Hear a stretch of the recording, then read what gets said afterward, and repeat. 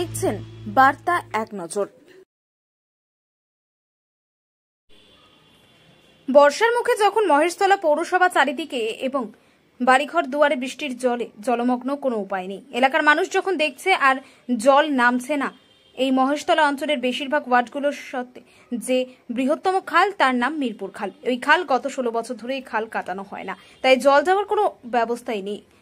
যেসব ওয়ার্ডগুলো জলে ডুবে আছে, 28 নম্বর ওয়ার্ড, 30 নম্বর ওয়ার্ড, 24 নম্বর ওয়ার্ড, 31 নম্বর ওয়ার্ড, 20 নম্বর ওয়ার্ড, 25 নম্বর ওয়ার্ড এবং 13 নম্বর ওয়ার্ড, 10 নম্বর ওয়ার্ড, এসব ওয়ার্ড জলের মধ্যে ডুবে রয়েছে। এরকম অবস্থায় এক অভিভূত ডায়মন্ড হারবার কেন্দ্রের অভিষেক বন্দ্যোপাধ্যায়, সৈনিক 34 নম্বর ওয়ার্ডের কাউন্সিলর গোপাল সাহার উদ্যোগে এবং 26 নম্বর ওয়ার্ডের কাউন্সিলর তরুণ মণ্ডল এবং 25 নম্বর ওয়ার্ডের কাউন্সিলর রেজাউল হক মহাশয়দের উদ্যোগে 7ই আগস্ট থেকে এখনো পর্যন্ত 3-4টে বুলডোজারের গাড়ি এনে গঙ্গার ধারের দিকে, হুগলি নদীর দিকে এবং দাসপাড়া নিশ্চিতপুর খালপাড় খালি যেসব নোংরা জমে আছে কাটা শুরু করেছে, সেই সব 3 জনের উদ্যোগে এক বড় সমস্যার কাজ চলছে। এই এলাকার মানুষ 34 নম্বর ওয়ার্ডে ইয়ং তরুণ যুবক গোপাল সাহাকে এলাকার মানুষেরা ধন্যবাদ জানাচ্ছে এবং একটি ভালো কাজ করার জন্য তার কাছে সবাই সহযোগিতা করছে। এবং এই অঞ্চলে ভারতীয় জনতা পার্টি ডায়মন্ড হারবারে মণ্ডলের যুব নেতা এবং সাধারণ সম্পাদক পিন্টু ভট্ট এদিন এই অভিযোগ করলেন এবং বাম আমল থেকে যে ক্যালকাটা রিভার সাইড প্রজেক্ট রয়েছে, কোনো উন্নত মানের হাইডেন এবং পরিকল্পনা কিছুই করেনি। এখন বর্ষার মুখেই মেন খালগুলো সব বন্ধ হয়ে যাচ্ছে,